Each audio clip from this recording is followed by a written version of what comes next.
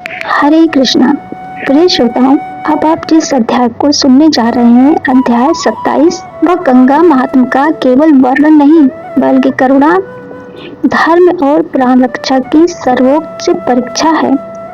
प्रेत पथिक से करुण स्वर में कहने लगा, हे पथिक, इस समय तुम्हारे पास जो गंगा जल है, मैं वही मांगता हूँ, क्योंकि मैंने इसके अद्भुत महात्म को स्वयं प्रत्यक्ष देखा है।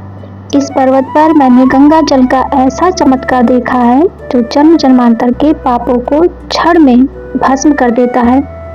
मैं प्रेत योनि में अत्यंत दुखी हूँ। एक ब्राह्मण अनाधिकारी होकर यज्ञ कराने से ब्रह्म राक्षस बना और हमारे साथ 8 वर्षों तक भटकता रहा।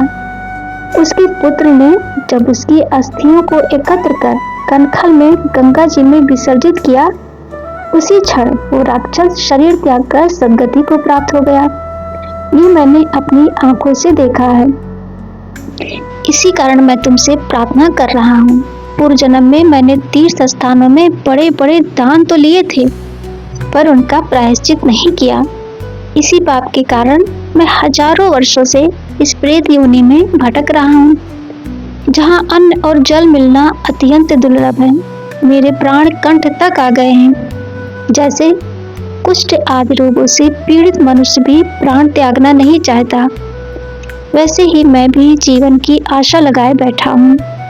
ये सुनकर देवदत्त नामक वह ब्राह्मण अत्यंत विस्मित हुआ और मन ही मन विचार करने लगा कि संसार में पाप और पुण्य का फल अवश्य मिलता है।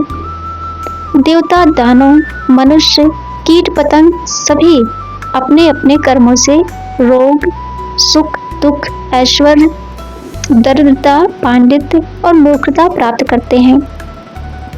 जिसने न्याय से धन अर्जित किया वही धन है। ये सुनकर प्रेत गदगद वाणी में बोला, हे पथिक, मैं जानता हूँ कि आप सर्वज्ञ हैं। आप मुझे जीवन का आधार जल उसी प्रकार दीजिए जैसे मेघ चातक को देता है। तब पथिक ने कहा, हे प्रेत, ये गंगा जल मैं अपने माता पिता के लिए भृगु क्षेत्र से ला रहा हूँ, पर अब मेरे सामने धर्म संकट है, क्योंकि मैं यज्ञ से अधिक प्राण रक्षा को मानता हूँ। इसलिए पहले तुम्हें जल देकर तृप्त करूंगा और फिर माता पिता के लिए पुनः जल लाऊंगा। लोमश ऋषि कहते हैं, इस प्रकार उस पथिक ने गंगा जल संगम का पवित्र जल उस प्रेत को दिया। प्रेत ने प्रेम पूर्वक जल पिया और उसी क्षण वह प्रेत शरीर त्याग कर दिव्य देहधारी हो गया। केवल एक बूंद गंगा जल से वह प्रेत मुक्त हो गया।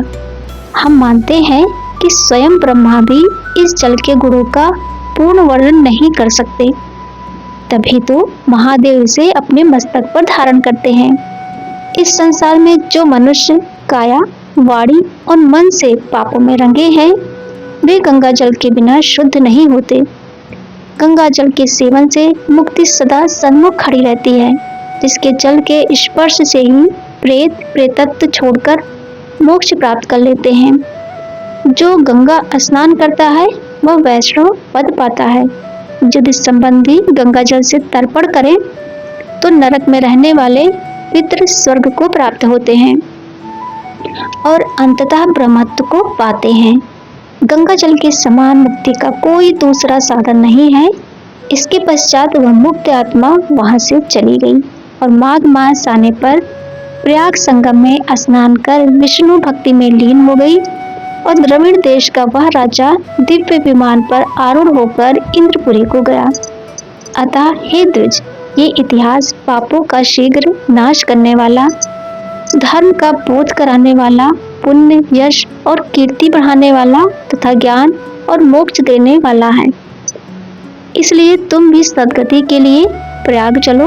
वहां ऐसा स्नान करो जो देवताओं को भी दुर्लभ है, जहां श्राप से उत्पन्न पिशाचत्व भी नष्ट हो जाता है।